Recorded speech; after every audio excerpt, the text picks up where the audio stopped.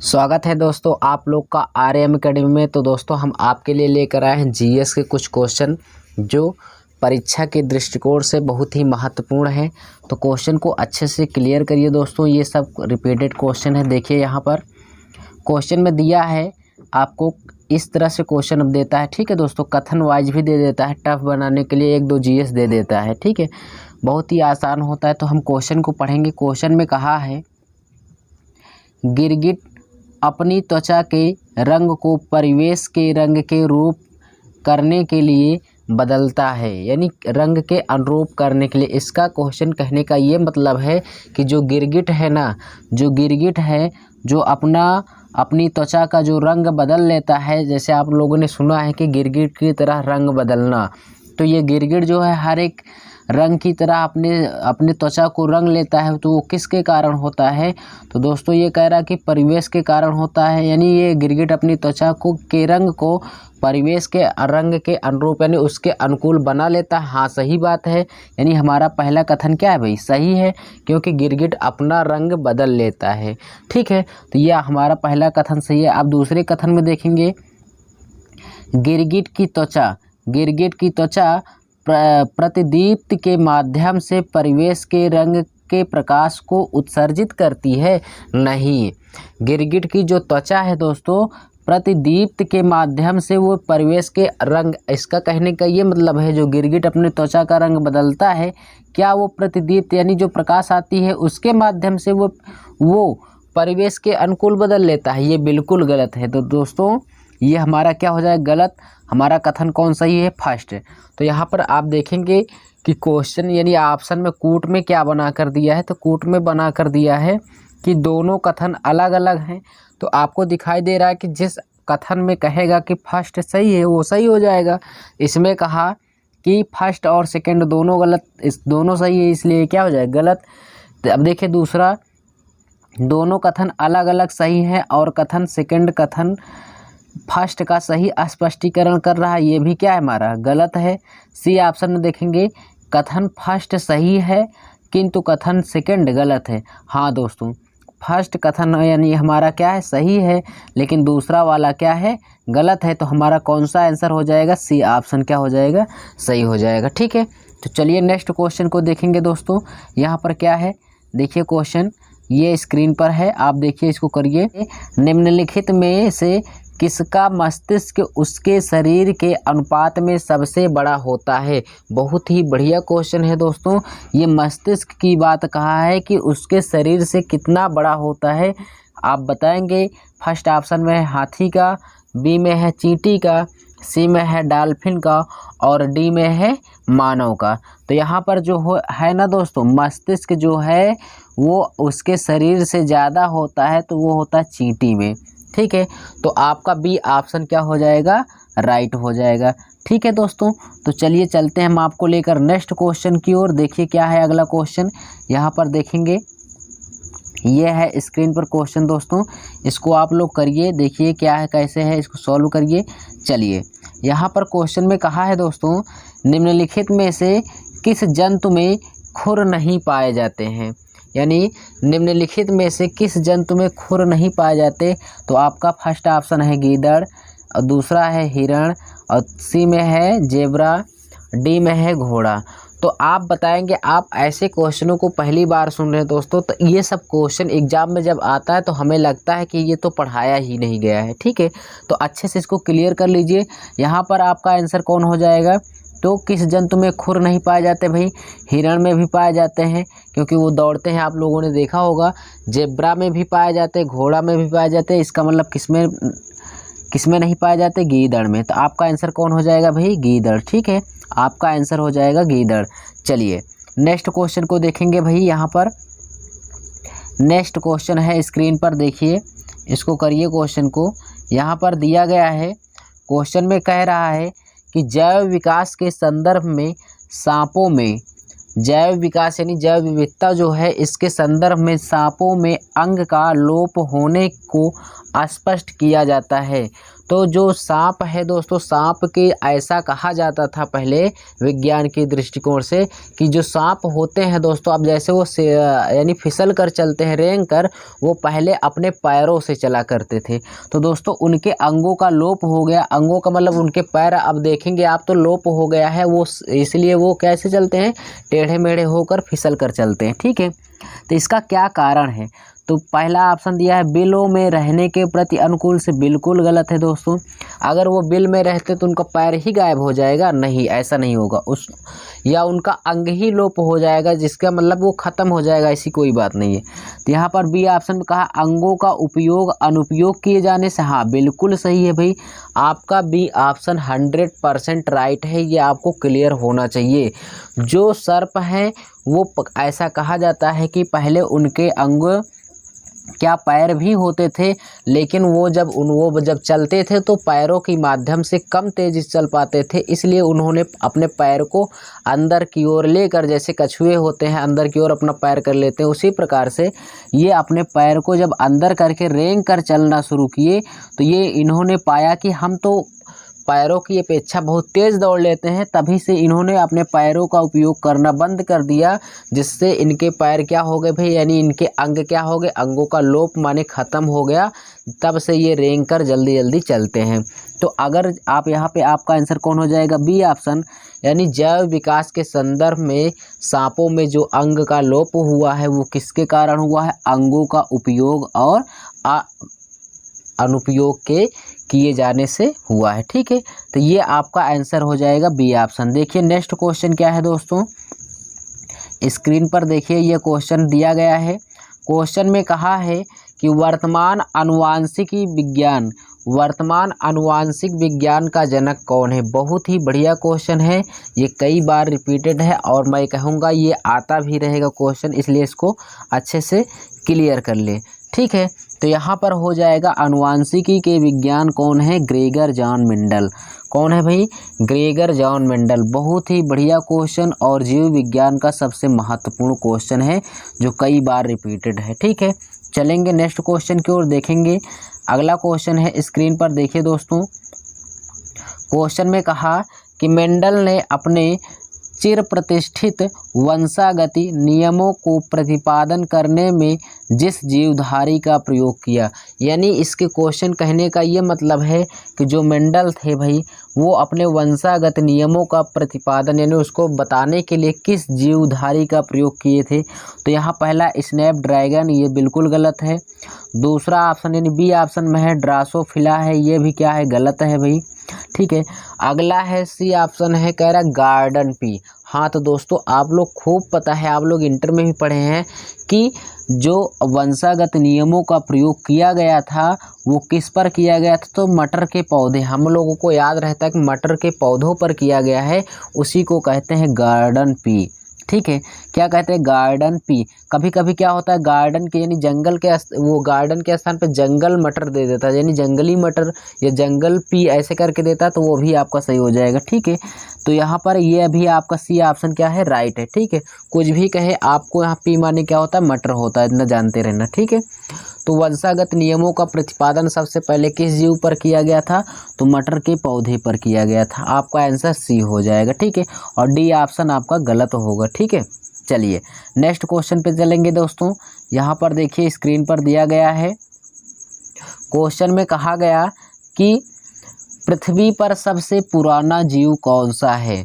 तो देखिए कितना प्यारा क्वेश्चन है दोस्तों, आपको ज़रूर ये कंफ्यूज कर रहा होगा कि पृथ्वी पर सबसे पुराना जीव कौन सा है। पहले ऑप्शन में है कवक, बी में है हरित नील शैवाल, और सी में है अमीबा, और डी ऑप्शन में है यूग्लिना। तो यहाँ पर आपका कौन सा हो जाएगा, बताइएंगे कौन सा आंसर होगा भाई यहाँ। तो यहाँ पर आपका जो पृथ्वी पर सबसे पुराना जीव है दोस्तों वो है हरित नील शैवाल। क्या है, हरित नील शैवाल। बहुत ही प्यारा क्वेश्चन, बहुत ही अच्छा क्वेश्चन। तो दोस्तों इसी बात पर आप चैनल को सब्सक्राइब और लाइक कर दीजिए। ठीक है, चलिए यहाँ पर आपको ज़रूर समझ में आया। तो यहाँ पर मैं आपको बता दूं दोस्तों, ये क्वेश्चन बहुत ही अच्छा है, अब आप इसको पढ़ के जाइएगा, ठीक है, याद करके जाइएगा, क्योंकि अब ऐसे क्वेश्चनों को एग्जामिनर दे रहा है। चलिए नेक्स्ट क्वेश्चन को देखते हैं। नेक्स्ट क्वेश्चन है हमारा, कह रहा कि विकास, कह रहा क्वेश्चन में कि विकास के उत्परिवर्तन सिद्धांत का प्रतिपादन किसने किया। दोस्तों अगर यहाँ पर देखिए विकास के उत्परिवर्तन का सिद्धांत किसने दिया, ये बहुत बार क्वेश्चन पूछा है, तो इसको हम पढ़ के जाएंगे, गलती नहीं करेंगे दोस्तों। तो ये बहुत ही बढ़िया क्वेश्चन, तो यहाँ पर हो जाएगा डार्विन, जो बिल्कुल गलत है दोस्तों। हैक्सले ने, ये भी तो एकदम गलत है। लैमार्क ने नहीं किया दोस्तों। जितने लड़के यहाँ पर देखिए कि जितने बच्चे यहाँ पर लैमार्क लगाते हैं, अधिकतर लैमार्क लगाते हैं, तो ये आपका क्या हो जाएगा, गलत हो जाएगा दोस्तों। तो बचा कौन, डी। तो उत्परिवर्तन कभी भी आपको दे दे उत्परिवर्तन सिद्धांत का प्रतिपादन किसने किया, तो आप यहाँ से ये चीज़ जानते रहिएगा, उत्परिवर्तन सिद्धांत का प्रतिपादन किसने किया, ह्यूगो डी ब्रीज ने, ह्यूगो डी ब्रीज ने किया था, ठीक है, उत्परिवर्तन का सिद्धांत। इतना समझ में आया। चलिए नेक्स्ट क्वेश्चन पे चलते हैं दोस्तों। यहाँ पर देखेंगे, ये देखिए कितना अच्छा क्वेश्चन है दोस्तों। आप इसको देखेंगे तो एक बार ज़रूर सोचेंगे ये तो कैसे हो गया दोस्तों, ठीक है। देखिए दोस्तों क्वेश्चन में कहा कि डायनासोर का काल आज से कितने वर्ष पहले था। देखिए क्वेश्चन कहा है कि 18 करोड़ वर्ष पूर्व, 5 करोड़ वर्ष पूर्व कहा है, 40 करोड़ वर्ष पूर्व कहा है, और डी ऑप्शन में है 80 करोड़। तो आप लोग गेस लगा सकते हैं कि डायनासोर का काल आज से कितने वर्ष पहले था। तो दोस्तों हम लोग तो थे नहीं भाई वहाँ पर, कब था, तो इसको हम जानते रहेंगे तभी आंसर कर पाएंगे, ठीक है। तो यहाँ पर मैं आपको बता दूँ, यहाँ पर जो डायनासोर का जो काल था वो लगभग में कितना था भाई, जानते हैं, ये आपका फर्स्ट ऑप्शन हो जाएगा। इसका मतलब 18 करोड़ वर्ष पूर्व, 18 करोड़ पूर्व डायनासोर का जो था, क्या था भाई, काल आज से, लगभग आज से वो 18 करोड़ वर्ष पूर्व डायनासोर लगभग में पाए जाते थे। तो आपका आंसर कौन हो जाएगा, फर्स्ट ऑप्शन हो जाएगा, ये आपका सही हो जाएगा, ठीक है। चलिए नेक्स्ट क्वेश्चन पे चलते हैं दोस्तों। ये देखिए, ये बहुत ही अच्छा क्वेश्चन है, कई बार पूछा गया है। आधुनिक मनुष्य का हाल का पूर्वज है, यानी कहता है क्वेश्चन डायरेक्टली पूछ लेता है, आधुनिक मनुष्य का पूर्वज है, ऐसे भी क्वेश्चन पूछता है। तो दोस्तों जानते रहना, बहुत बार पूछा है क्वेश्चन, आप लोग क्लियर करके जाइएगा। यहाँ पर हो जाएगा आपका क्रोमैग्नान हो जाएगा, क्या हो जाएगा, क्रोमैग्नान हो जाएगा मनुष्य, यहाँ पर यानी फर्स्ट ऑप्शन क्या हो जाएगा, राइट हो जाएगा, ठीक है दोस्तों। यहाँ पर जावा मनुष्य मत मारना, क्योंकि 50% लड़के यहाँ पर क्या मारते हैं, जावा मनुष्य, जो बिल्कुल गलत है दोस्तों, ठीक है। तो आपका क्रोमैग्नान मनुष्य हो जाएगा, यानी ए ऑप्शन आपका क्या हो जाएगा, सही। चलिए चलते हैं नेक्स्ट क्वेश्चन को, देखेंगे क्या है हमारा नेक्स्ट क्वेश्चन भाई। स्क्रीन पर देखिए, क्वेश्चन कहा है कि मैमथ पूर्वज है। क्वेश्चन में कहा कि मैमथ पूर्वज क्या है भाई, किससे संबंधित है, आपको बताना है। तो मैमथ पूर्वज बताएंगे कि ये मैमथ पूर्वज किससे संबंधित है, बताइए। घोड़े का, कुत्ते से यानी ऊंट का संबंध है, हाथी का संबंध है। तो मैमथ पूर्वज जो है दोस्तों, ये भी कम से कम 2, 3, 4 बार पूछ चुका है क्वेश्चन, लगातार पूछा है, तो ये हो जाएगा हाथी, क्या हो जाएगा, हाथी। तो मैमथ पूर्वज जो होता है किससे संबंधित होता है दोस्तों, हाथी का, ठीक है। तो आपका डी ऑप्शन राइट हो जाएगा। चलिए नेक्स्ट क्वेश्चन को देखेंगे। यहाँ पर नेक्स्ट क्वेश्चन है हमारा दोस्तों, कह रहा है कि मनुष्य में, ठीक है, यहाँ पे कह रहा है कि मनुष्य में कौन सा अंग अवशेषी है। क्वेश्चन बहुत ही, आप देख रहे होंगे कि जितने क्वेश्चन मैं लेकर आया हूँ आपको ऐसा लग रहा होगा हाँ क्वेश्चन बहुत ही बढ़िया है। तो दोस्तों लाइक ज़रूर कर दीजिए, ठीक है। चैनल को अभी तक सब्सक्राइब नहीं किए हैं तो जल्द से चैनल को सब्सक्राइब करके बेल आइकन को दबा दीजिए, ठीक है। चलिए यहाँ पे देखिए, मनुष्य में कौन सा अंग अवशेषी है, तो यहाँ पर आपका हो जाएगा दोस्तों डी ऑप्शन हो जाएगा। कौन सा? डी, यानी उड्डुक पुच्छ हो जाएगा। ठीक है, यह आपका अंग अवशेषी है। तो ये क्या है दोस्तों, थोड़ा सा आप जान लेंगे इसके बारे में। आप लोग सुने होंगे कि पहले जो होते थे मनुष्य जो होते थे बंदर के रूप में हुआ करते थे, सबको पता है। तो बंदर के क्या होते थे? पूँछ। तो आप लोगों ने देखा होगा पूँछ जहाँ से निकलती है। तो दोस्तों ये धीरे धीरे क्या हो गई, उनकी पूँछ क्या हो गई, लुप्त हो गई। लेकिन आज भी देखेंगे तो मनुष्य के जहाँ से वो रीढ़ की हड्डी ख़त्म होती है नीचे साइड में, वहाँ जहाँ से पूँछ निकलता, आज भी देखेंगे थोड़ा सा नुकीला भाग बचा हुआ है, उसी को कहते हैं उड्डुक पुच्छ। ठीक है, अब आपको समझ में आया। तो यही है मनुष्य का अवशेषी अंग। चलिए अब चलते हैं नेक्स्ट क्वेश्चन की ओर। देखिए यहाँ पर क्वेश्चन क्या है, यहाँ पर देखिए 1810 नंबर क्वेश्चन जो है क्या कह रहा है, विकास का मुख्य कारक है। ठीक है, विकास का मुख्य कारक क्या है, यानी दिया है पहले ऑप्शन में हासिल किए हुए गुण, जो बिल्कुल ही गलत है दोस्तों। क्या है भाई, बिल्कुल ही गलत है ये। चलिए अगला दिया है उत्परिवर्तन, ये भी गलत है। विकास का जो मुख्य कारक होता है ये नहीं, क्वेश्चन में कहा कि विकास का मुख्य कारण बताइए। ठीक है, कारण तो बहुत होते हैं लेकिन मुख्य वाला हमें बताइए। चलिए भाई हम बताएंगे। लैंगिक जनन जो बहुत ही गया है, गलत है, साफ ही दिखाई दे रहा। बचा एक। तो विकास का जो मुख्य कारण होता है दोस्तों प्राकृतिक वर्णवाद होता है। ठीक है, प्राकृतिक वर्ण। ठीक, अगर प्राकृतिक माहौल जैसा रहेगा वैसे ही विकास होगा। ठीक है, चाहे वनस्पति हो, चाहे मनुष्य हो, चाहे जीव हो, कुछ भी हो, अगर वहाँ का प्राकृतिक वर्ण यानी पर्यावरण जैसा रहेगा वैसे ही विकास होगा। तो यहाँ पर आपका आंसर कौन हो जाएगा, डी ऑप्शन। ठीक है, चलिए नेक्स्ट क्वेश्चन की ओर देखेंगे दोस्तों। क्वेश्चन में कहा कि जैव विकास, क्वेश्चन में कहा है दोस्तों जैव विकास को सर्वप्रथम किसने समझाया। बहुत ही प्यारा क्वेश्चन है दोस्तों। जैव विकास को सर्वप्रथम किसने समझाया, तो फर्स्ट ऑप्शन में है आइंस्टाइन ने।